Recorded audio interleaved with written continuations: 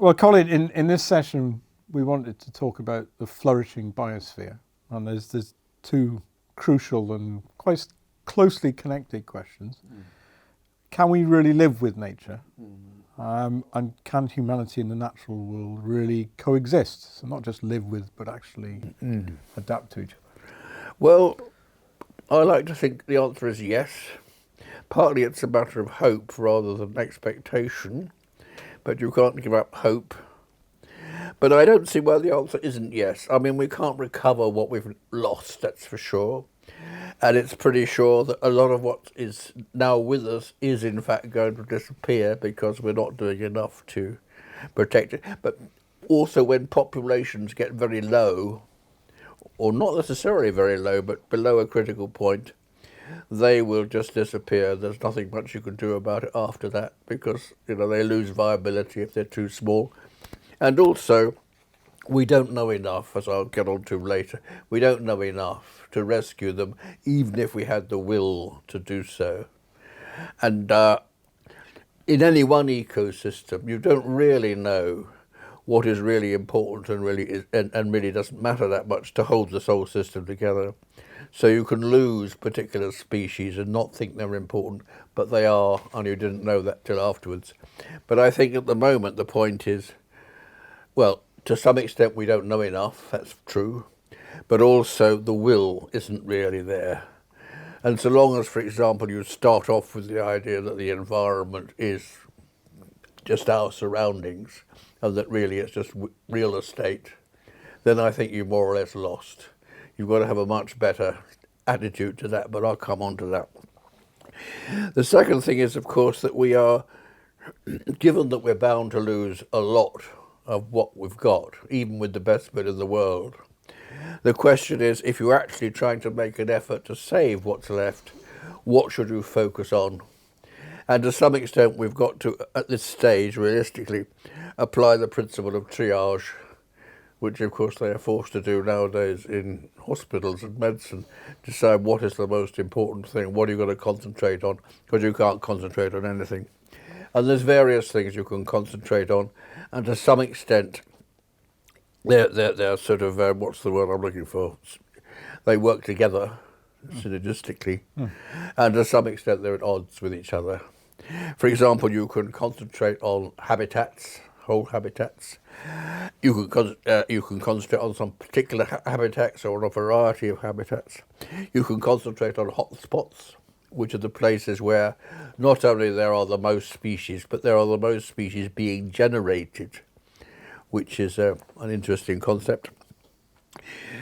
In practice, we tend to concentrate on what are called charismatic megavertebrates, gorillas, tigers, lions. I think, why not, to some extent? I mean, I think these really are, in a sort of aesthetic sense, and in a biological sense, are sort of pinnacles of what one might, for want of a better word, call creation or evolution. But also, many of them are keystone species. That's, again, a concept we'll come on to. And if you do what's necessary to conserve, say, chimpanzees, you will also be conserving the forest in which they live, and therefore you'll be carrying along of other species that live in that forest that also depend on it. So there's a case for protecting the charismatic megavertebrates apart from their, as it were, obvious appeal.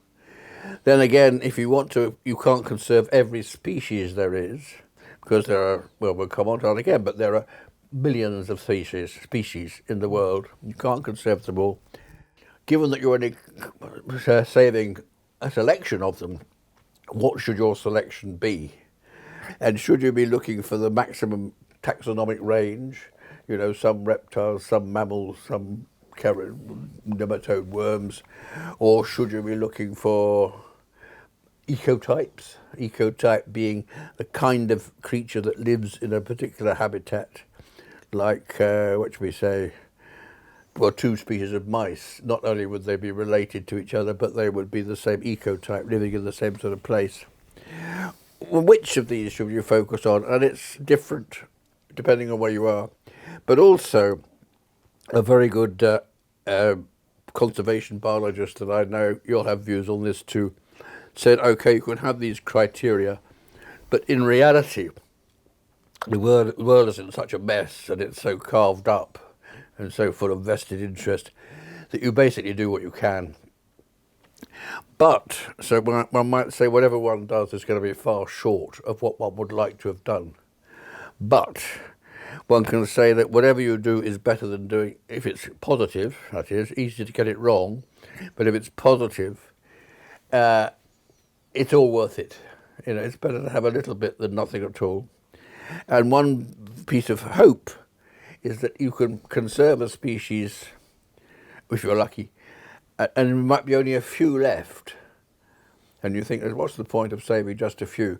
And although, in general, if your population is too low, you'll lose the species, it's also true that nature seems to have remarkable powers of recovery. So that, for example, the bison in North America was reduced, I think, to, I don't know, a few hundred, you probably know, or less.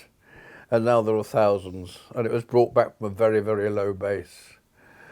Take the opposite example, also from North America, the passenger pigeon, which at the end of the 19th century was so common and so abundant that they would, for example, there were reports of them sitting on trees and the weight of them causes the branches to break. There were that many, and people were shooting them at will. And they disappeared within a couple of decades. A whole lot. You know, the species just died out. And there are lots of examples of that. But there are also examples of species recovering from a very, very low base.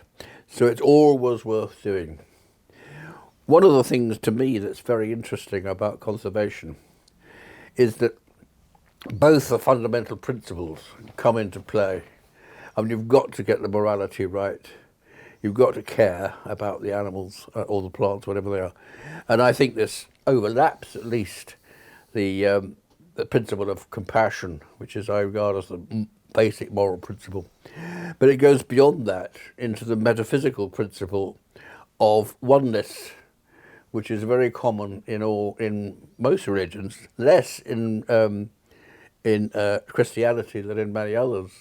But for example, in Hinduism or Shintoism, very much the feeling that one is one with nature. And I think this is a feeling that has to be cultivated, so that damaging nature is damaging ourselves. And again, it shouldn't just be a self-centered thing.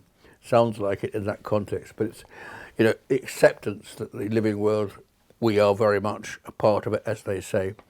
There isn't really a proper word in English for oneness. Well, there is oneness, but there's a Sanskrit word, advaya, which I think is a very important word.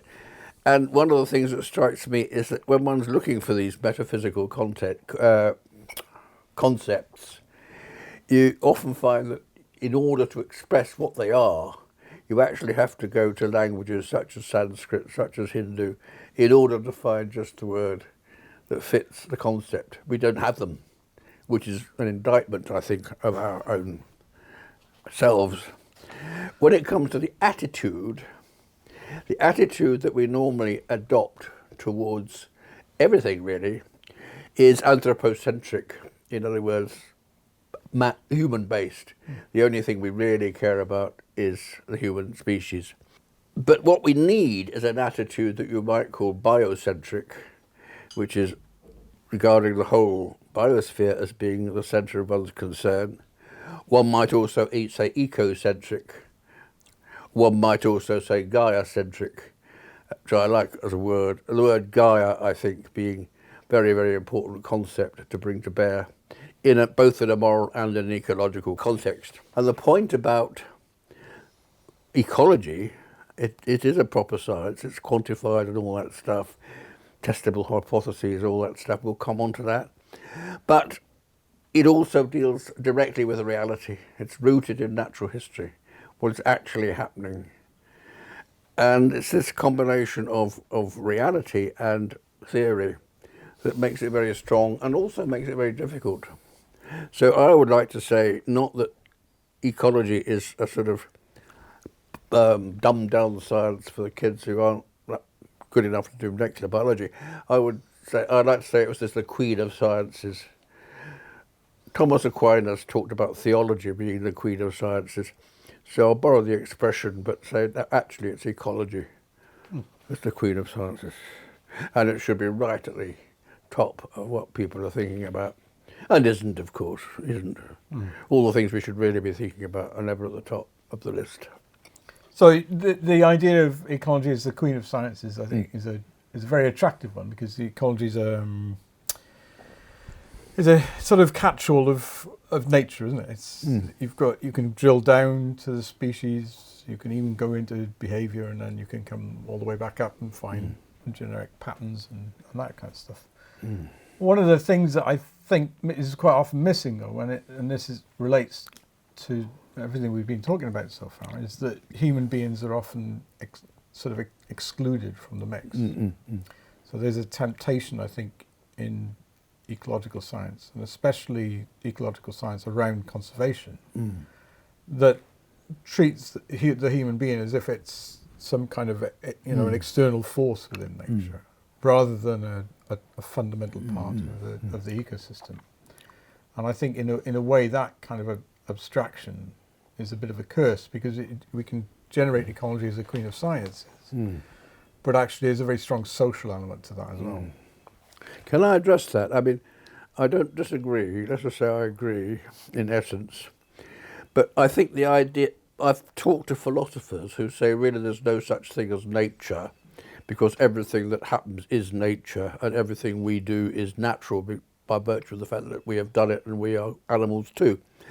This seems to me to be remove any meaning from the word nature, because you could say that Heathrow Airport is natural because it's made by us, and I don't think most people wouldn't agree that Heathrow Airport is natural, despite what some philosophers might like to argue. So what I like to argue is that there is this thing called nature, this concept called nature, which is a rough and ready definition. All these definitions should be rough and ready. They should be loose, but they express an idea that you feel in your bones is right. And I like to say that nature is what would be there if human beings weren't consciously trying to change it. So there is this thing called nature, and I quite like the idea that you have some areas of the world which, broadly speaking, you could call wilderness, which you leave as far as possible in a pristine state. I accept that that's more or less impossible, because you know that there are pesticides in penguin eggs and all that kind of thing, even miles from where you ever applied a pesticide. But that is a kind of ideal that is worth keeping in mind. However, in most of the world, well, in fact, in all the world, what you're saying is true. I mean, human beings are part of the whole thing and should be considered to be part of the whole thing. So I half agree. Well, I do agree, but with that reservation. Does that make sense? It makes sense, yeah. I mean, I think it's whether or not in our attempts to resolve the nature crisis, biodiversity crisis, when we're trying to pose solutions to the nature crisis, it's whether or not we pose the humans in the mix of those solutions. Yeah. But could I say that, to me, you know, the idea of sort of treating the world as a mosaic, could we have some areas doing this and some areas doing that and some. Well, the way the idea is used is usually pretty gross. For example, talk about land sharing, and it's often applied in the concept of agriculture. So you say, let's have some areas of the world that are devoted to intensive agriculture, and they produce all the food we want. And we'll have some areas of the world that are just, as near as possible, wild, in other words, wilderness, as I've been saying, without any human beings in it. Now, what I would say is that is a very crude idea, and we'll talk later about the idea of land sharing rather than land sparing, where human beings and that other creatures live together in harmony. But the idea of land sparing seems to me to be not entirely stupid, and I would like to see as much of the world as is reasonable and possible treated as nature's domain, where human beings have minimal contact, except perhaps as scientists to study it, or possibly some people might be allowed to look at it, but not too many at any one time. See what I mean? So, but wilderness, some areas that really are intensive, where you say other creatures can't go. My example of that, my sort of favourite example really, would be the intensive care unit, where you really don't want any species in there apart from the person who's being treated. But most of the world, I would agree, should be land sharing, human beings and animals and other creatures living together as far as can be managed. That is the biggest challenge, but it's not the only challenge. What are the things that we need to be, I suppose, mindful of when we're talking about conservation, whether it's land sparing or land sharing, is the history of the interrelationship between groups that we would perhaps these days call indigenous and the land itself. I mean, I always think that Western conservation is cursed by the concept of terra nullius. Terra nullius, no man's land. Oh, right, yeah. The idea that European discovered vast areas of the globe that had nobody there, and therefore made decisions over the way that land was being used. Exactly. Which either didn't reflect the very diverse ways in which indigenous people used the land, or actually ignored the fact that in many cases the indigenous were wiped out in advance of European settlement by disease and slavery and those sorts of things.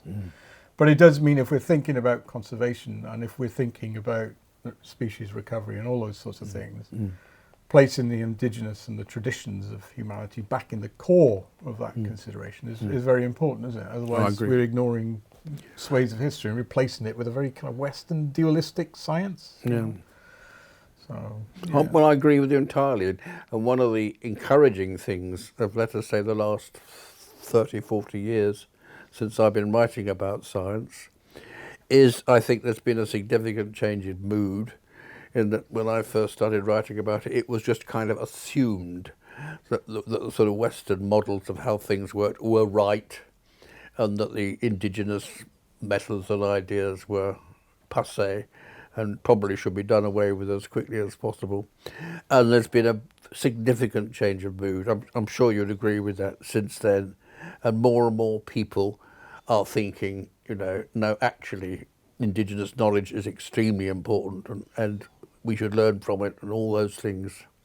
It isn't that kind of realization hasn't got through to people who have real power, hasn't got through to Bill Gates, for example, as far as I can see, who really does think, for example, that genetically engineered crops are intrinsically better than the traditional ones, even though the traditional ones grow in very difficult conditions, and the engineered ones require very special conditions on the whole. But what one might call enlightened people are beginning to see that what you're saying is absolutely right. You must take indigenous knowledge very, very seriously. You need modern science, which is critical, that's the point. Not that it's right, but that it's critical, as well as the indigenous knowledge, which you can't replace. I mean, that's the people that live there know their own problems and know how the creatures work and so on. So, incidentally, nice little tale about that. I wrote a book about trees, which we might allude to at some point. There was a nice chap I met who was actually Welsh, and this was in the Amazon. He wanted to make a key that would enable people to say what was one species, what was another. Now then, he in effect, he pitted the wits of specialist modern biologists of a specialist kind who knew what they were up to, against the indigenous knowledge of the local people, who were known, I think, as materos, for whatever reason. But they were the guys who just worked in the forest. And he said, and then after they'd done this identification, they would send the plant, whatever it was, a bit of tree, to sort of Kew or somewhere like that, where they couldn't get it wrong because they had all the references and so on. And he said, quite a lot of the time, the experts, the Western experts, were wrong, and the materialists were never wrong. Every single time they got it right. And don't forget, when you're identifying a tropical tree in a place like Amazonia, where there might be 100 different species in a hectare, the only thing you can actually see is the bark, and you can't necessarily see the canopy at all because it's mixed up with all the other trees. They're all close together, and you can't necessarily see the fruit and flowers because the flowering is very sort of erratic, really, in the tropics, or at least it seems erratic to the visitor, to the observer, and therefore you have to identify them by the bark, in effect, and by the feel, and it's the people that live there that know them that get it right. It's like identifying faces, actually. You can't really pin down what makes your face, and my face, my face. It's a sort of, what's the word, gestalt.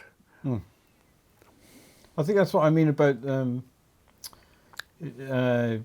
if we're to make ecology the queen of sciences, which we should for lots of reasons, then an element of it needs to be humanised, I think. I mean, and that's what I was sort of driving In at. that sense, yes.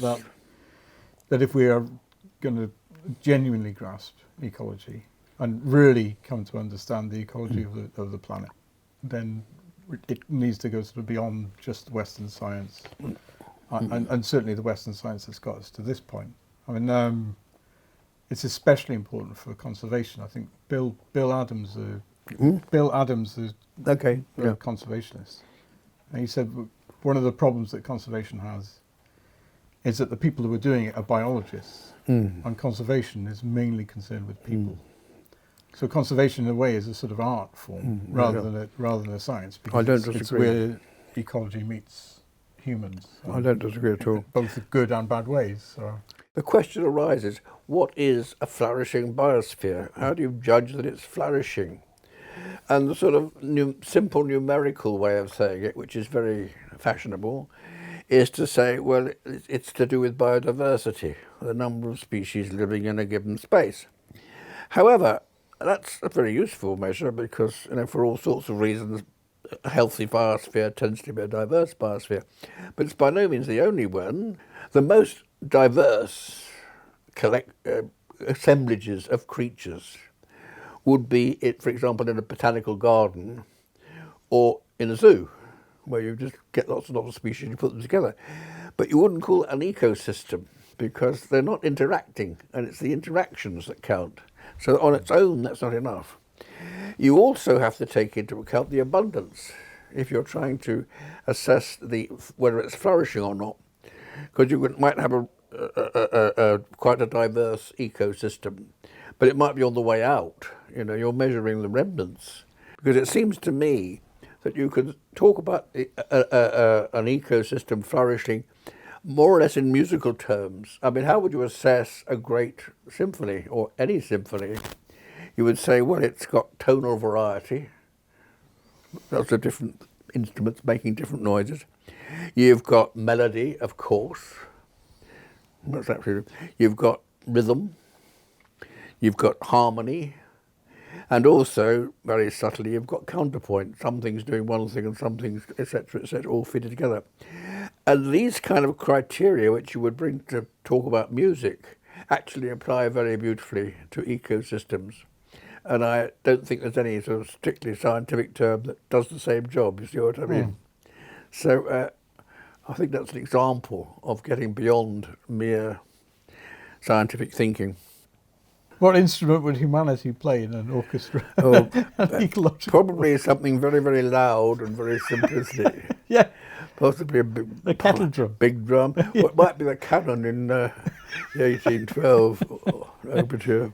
Certainly nothing subtle. Yeah. So, I mean, again, going back to the concept of ecology as the queen of sciences, which I think is such a lovely notion.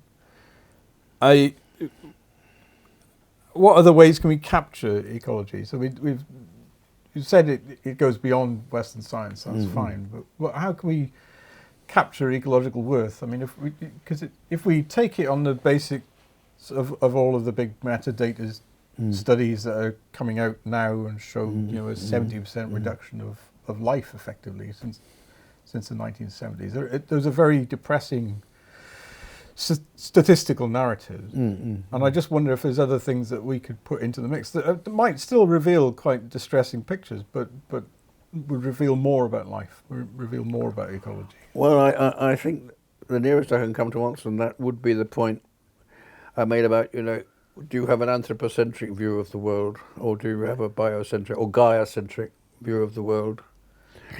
And what you can bring to it is, but I think the concept of Gaia is most important, don't you?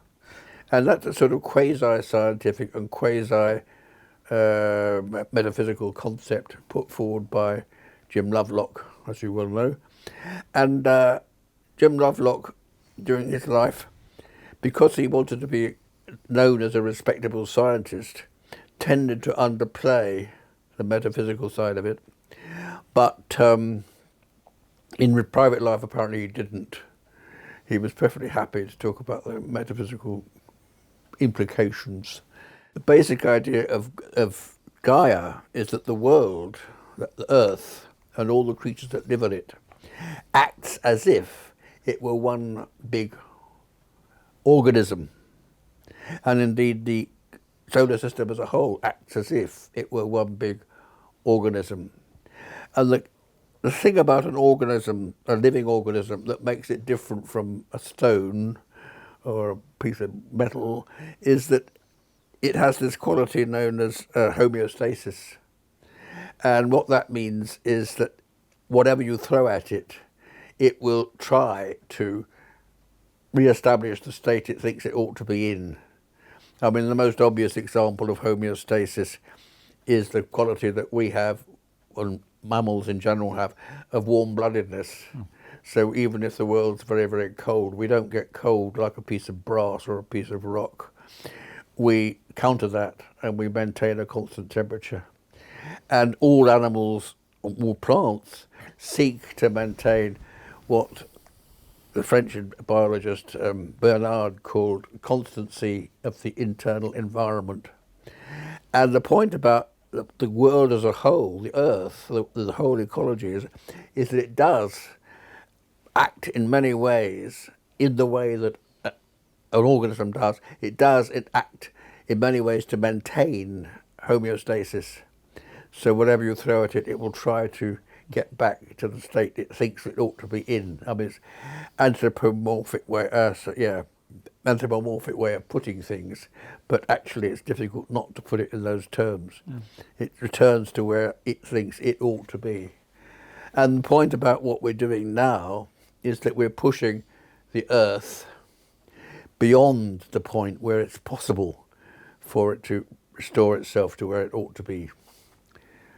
Anyway, that was Jim Lovelock's concept of Gaia, treating the organism, regarding the Earth in some respects as an organism, and therefore I like the idea, this is where I like the idea that our attitude towards nature as a whole should be Gaia-centric. In other words, we're thinking about restoring the Earth to its normality state of...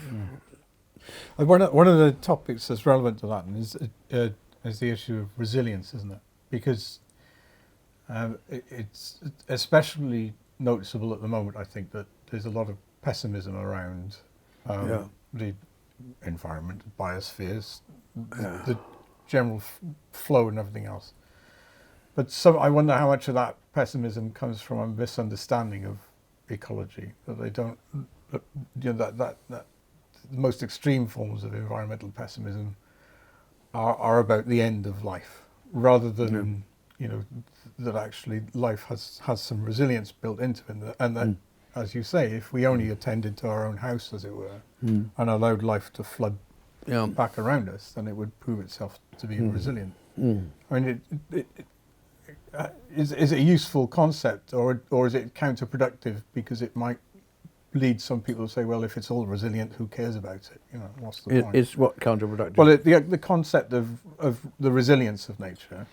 Oh no, I think it's an essential concept. One point that Jim Lovelock himself made is that actually it's impossible to eliminate life because it's intrinsically extremely resilient. It's built into the fabric of the universe, really, and that's one thought that one can cling to. I mean, when we've done our worst on this planet, there will still be creatures on it, and the question is what kind of creatures and what potential will they have to develop into something else. There may be only microbes left, but it's quite likely there'll be cockroaches and water bears and possibly moths and a few things like that. And the question will arise, what, given that we've got another billion years or so to go, could they evolve into?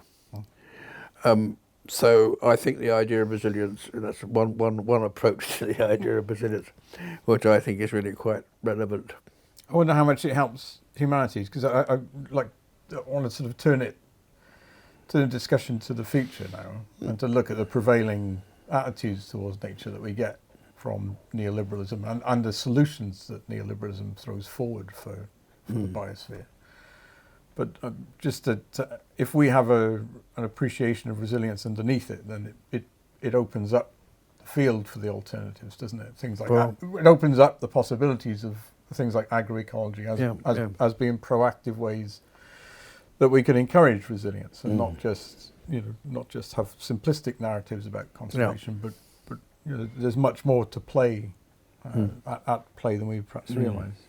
But what's the current state of play? Because I mean, there's no point. We can't talk ourselves around the state of the world.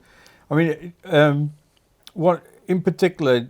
I mean, we've seen a general worsening and much more dramatic rates of loss since the 1970s, and that falls very neatly, across the neoliberal era, the era of free markets and everything else.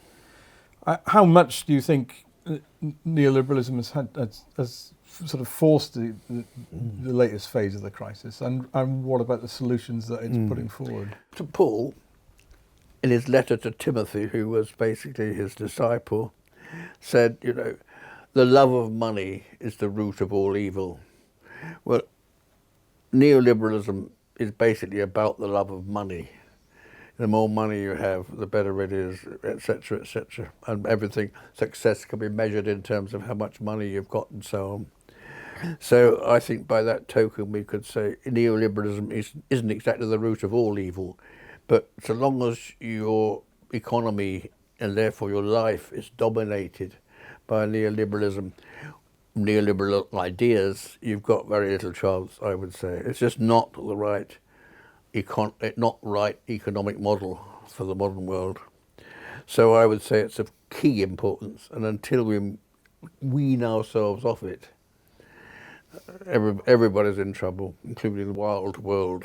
So one of the other elements of the environmental debate and so on is notions of certainty and the kind of belief, I suppose, that we know enough to recognise that we're in a lot of trouble and the biosphere is in a lot of trouble. But is there a problem in the first instance with that idea that we know enough? If you look at the ecological literature, which, as you well know, it's huge, and the amount of detail that people know these days is, I think, quite incredible. I mean, the details of all the insects that live in this country, for example, I don't know how they do it. But if you actually ask what do we really know, you find it's minuscule. And there's always this tension between, on the one hand, a huge amount of information, and on the other, very, very little compared with what there is to know. It's rather like Socrates saying, at the end of his life, the one thing I've concluded is that I don't really know anything. And it's almost like that. And for example, there are very basic questions you might ask, like how many species are there in the world? Not only do we not know, but we don't know to within an order of magnitude. And there are people who will say, well, probably not. Well, we know, we've named less than 2 million different species, I believe. And it's also known that that list is a bit strange because probably the same one has been named several times. And probably several species have been given lumped under one heading. And an example of that would be the crossbill in Britain, where, as you know, it's now recognised that there are two species. There's the Scottish one and there's the English one, which wasn't recognised. A better example of that would be the, what are they called? Anyway, bush babies is a very good example, where people have reckoned that there were about half a dozen species of bush baby.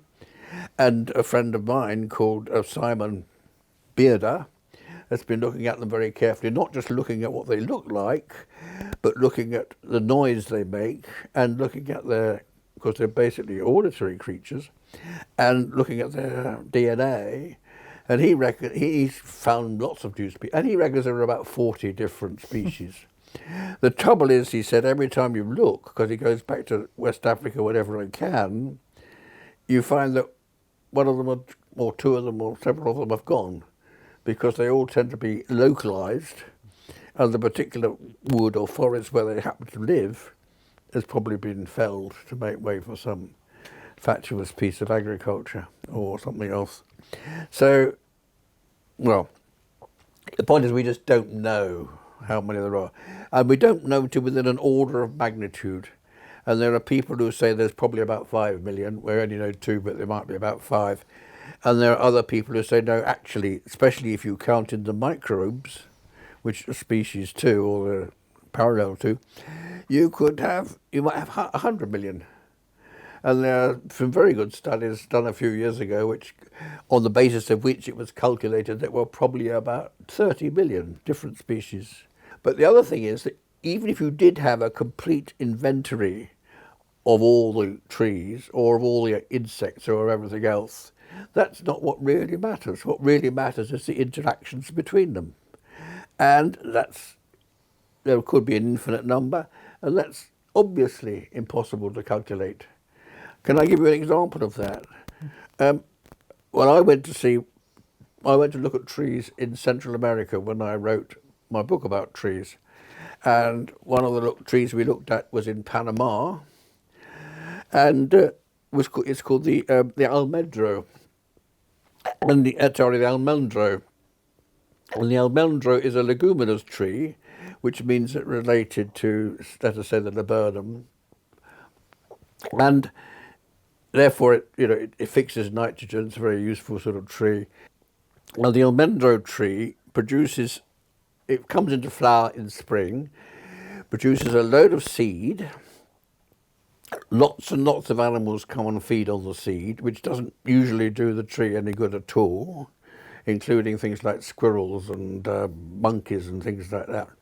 But there's a few tree animals that do the tree some good, including notably the fruit bats, which take the whole fruit from the tree and carry it away. And the reason they carry it away is that if they hung about on the tree, they'd be killed by hawks. So they're very cautious. They take the fruit and they fly off.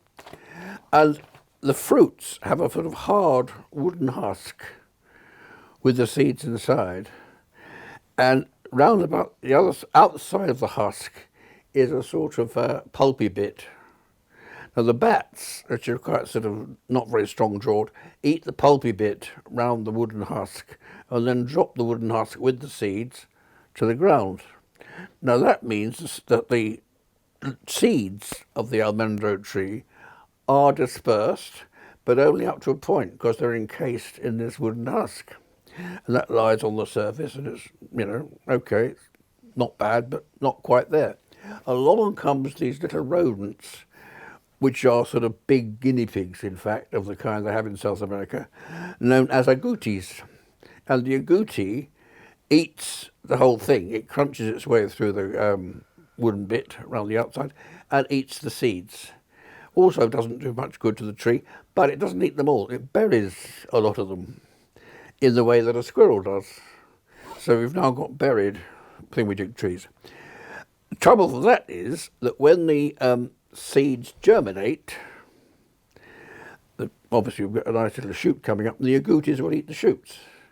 So the agoutis don't look like good news at all for the tree.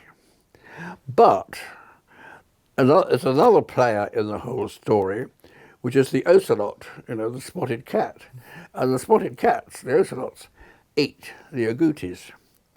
So they eat a lot of the agoutis which have buried the seeds, which means that some of the seeds live to germinate. So the tree depends on the bat to do the dispersing, the agouti, and the ocelot. Now it took this chap called Edmund, I can't remember his surname, but anyway, it took him, Edmund, about 30 years to work this out, because it's not easy to observe these creatures in the wild. But the point is it's incredibly complicated, or not incredibly, but pretty complicated, but by no means the most complicated life cycle that you'll see in these trees. But the point is it took ages to work it out. You've got 30,000 different species, some of them more complex than that. You would never, if all the biologists there ever were, worked all the time there is, they would never get to the bottom of what's really going on. And that's not counting what on earth is going on with the bacteria and the fungi and all the other little creatures that are absolutely vital players. And it's not looking at the whole concept of keystone species, that some species you take out and the whole lot will collapse, and so on and so on and so on. So if you actually ask the question, well, what do we really understand about all this? Next to nothing, although it looks like a tremendous amount. And it's possibly about, it certainly is enough to be able to make sensible ecological decisions if your mindset is in the right place. We've discussed the resilience of nature, and we've discussed ecology as the queen of sciences, and the fact that actually we've barely scratched the surface of that entire knowledge base. So our understanding of the planet and its life, we're only just at the beginning of the journey, really. But nonetheless, we find ourselves in this sort of point of tension with life, which is that the dominant kind of social form that's out there is almost completely destructive. Where do we see hope come into the picture from the sort of human angle, if you know what I mean? Because I'm sure life will survive, but how can we, as humans, ensure that we survive and how can we survive? Yeah. Well, we need a complete change of mindset, which is where I come in with the whole thesis. One side of hope, obviously, I think, is more and more people are aware of this. I mean, there are lots and lots of often very well-directed environmental movements, called environmental movements, but on the side of nature. People like Greta Thunberg. Yeah. The point there is the realization that if we're going to get anything done in this world, it has to be done, I mean, properly, anything useful done in this world, it has to be done by us, because the powers that be are not going to do it. And this is the tension that's going on at the moment with the discussion about, stop oil. I mean, whether the government is now saying at this moment, is saying we've got to clamp down on this because we can't have these people being disruptive and so on. But we've got to the point where the problem is so great, and it's absolutely obvious that the powers that be are not going to cope with it. It's not, in a sense, it's just not their priority, and they don't really know what to do anyway. And they know that if they do stop oil, it would put a paid to their own position as their own kind of economy. So you've now got people who I think who are more and more better and better informed, and who care enough to put their lives on the line, and realise that you can't get anything done unless we do it. And that, to me, is what's going to happen. That is the way forward. That's the only way I can see, really. What about plausible scenarios from where we are today? I mean, some of the pictures are awful. Some of them are potential is amazing. How does it sit? How does it look to you? And how in particular do you think it relates to your ideas of Renaissance? Well, I've written down 8 possibilities here, which I'll have to read because I can't remember 8. But one is the idea that all life on Earth is wiped out. And we've already said that is not really on the... It's not going to happen. You can wipe that one off, according to Jim Lovelock. The second kind of scenario says, well, life will continue, but our own species will disappear. And that is just about possible. Not likely, actually, but possible, because, well, it's obviously possible. The third possibility, which you get in many a sci-fi and all that, dystopias, is that we revert to some kind of Stone Age, that there's only a few people left, a few tribes which don't cohere, very difficult conditions, and they just do the best they can and, go back to being Aborigines and build up again from there with luck. Another possibility, it's a distinct possibility, which we often seem to be heading towards, is that you have a kind of high-tech totalitarianism, which is the Orwell 1984 scenario, where all the technologies are basically geared to keeping the power groups in power. And I don't know if you remember the last chapter, I think it's the last chapter of 1984, where he asks the chap, he meets effectively Big Brother and says, what are you doing all this for? Or what's the point creating this horrible society? And he says, it's power. That's it. No more, nothing more to be said. And you look at what's happening in the world right now and you think, actually, that's what it looks like, Why are they doing it? Because it's power. Another possibility, which is in a sense the obverse of what Orwell said, although the book was written before Orwell, is the Brave New World scenario of Aldous Huxley, where you have a society which is ostensibly benign, looks okay, but actually it's completely controlled, and it works only insofar as people do exactly what they're supposed to do and don't deviate. If you wanted to be cynical, you could say that lots of the United States looks like that. You could be a very good middle class and rich and all the rest of it, provided you do what society demands of you. So there's that possibility. Then there's the possibility, which isn't really a possibility, but people in very high places talk about it, which is that we, the human race, have to leave this planet and spread ourselves through the universe and occupy, start off with Mars and hop off from there to other places. That seems to me to be quite ridiculous. But as I've said, people who should know better talk about it. What's his name? Stephen Hawking used to talk about that scenario as if it was, inevitable and good. Why anybody should think that we ought to spread ourselves through the universe when we've made such a mess of this place, I don't know. And it seems to me that the scenario, you could call it the March Hare scenario. Do you remember Alice in Wonderland, where the Tea Party that's always known as the Mad Hatter's Tea Party was, just to be pedantic, was actually the March Hare's Tea Party. But the idea was that you made a tremendous mess of wherever you were, or the place you were sitting at, and then you moved on to the next place. My final kind of idea is, the final possibility is remote, but it's the only one that's tolerable and it's worth going for, is the one I suggested at the beginning, which is that we set out to create convivial societies in which there's personal fulfillment and in which we live in harmony with the rest of nature as part of it. Thank you very much. I think that's the one we'd all go for. I think that's the one we'd all go for. That's the one we'd all go for, and there's a chance, there's not much of a chance, but because it's the only one that's really acceptable, we ought to go for it. Thanks, Colin. That's great.